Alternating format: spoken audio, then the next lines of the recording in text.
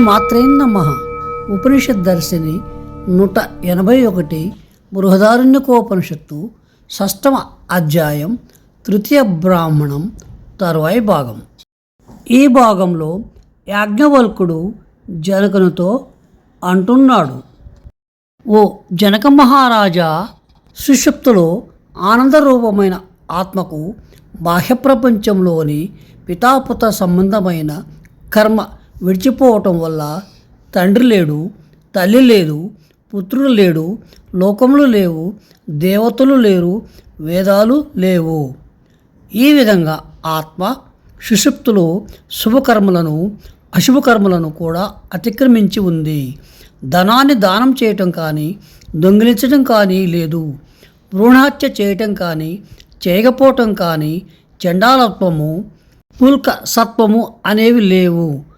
కర్మ సంబంధమే లేకపోవటం వల్ల సన్యాసాశ్రమం లేదు, వానప్రస్థము లేదు. ఆత్మ పుణ్యకర్మలు లేదా పాపకర్మలను అనుసరించి ఉండదు.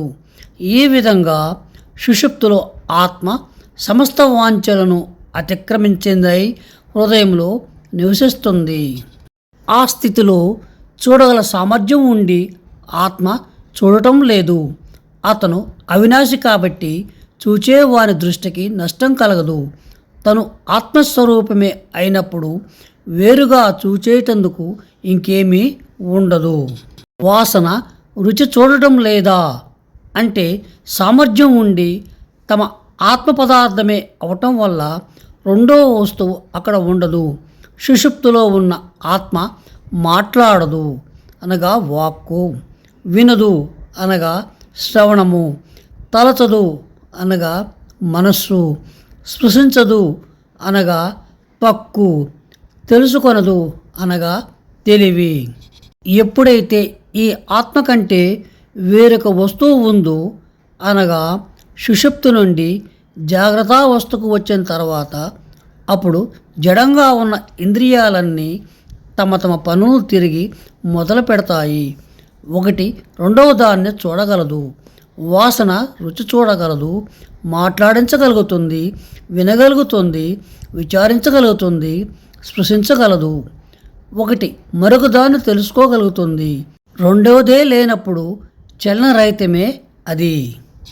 సలిల ఏకోద్రష్టాద్వైతో భవత్యేష బ్రహ్మలోకః సమ్రాడితి హైన మను శశాస. ఉదకములలో ఏ విధంగా అయితే రెండవది ఉండదు, అలాగే సుషుప్తిలో రెండవ వస్తువు అనేది ఉండదు. ఆ ఆత్మయే బ్రహ్మలోకము. ఈ సుషుప్తి కాలమే ఆత్మకు శ్రేష్టమైన స్థానము.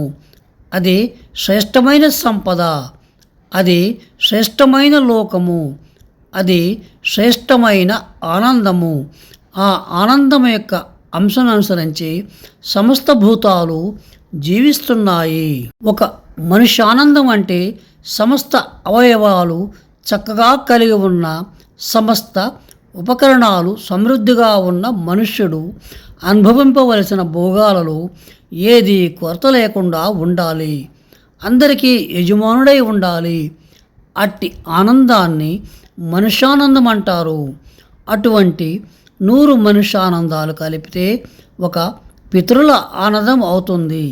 100 పితరుల ఆనందాలు కలిపితే ఒక గంధర్వానందం, 100 గంధర్వానందాలు కలిపితే ఒక కర్మదేవతల ఆనందం, ఒక 100 కర్మదేవతల ఆనందం కలిపితే అది ఒక అజాన దేవతల ఆనందం అనబడుతుంది.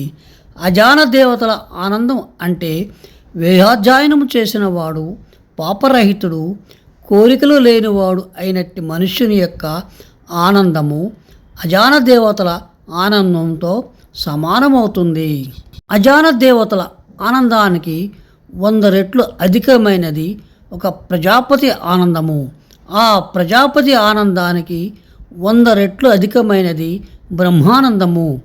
ఈ బ్రహ్మానందమే పరమోత్కృష్టమైన పరమ ఆనందము అని యాజ్ఞవల్కుడు చెప్పాడు. జనకుడు నమస్కరించి, నాకు మోక్షం ప్రాప్తించే ఉపదేశాన్ని ఇవ్వండి అని ప్రార్థించాడు. సశేషం. శుభం భూయాత్.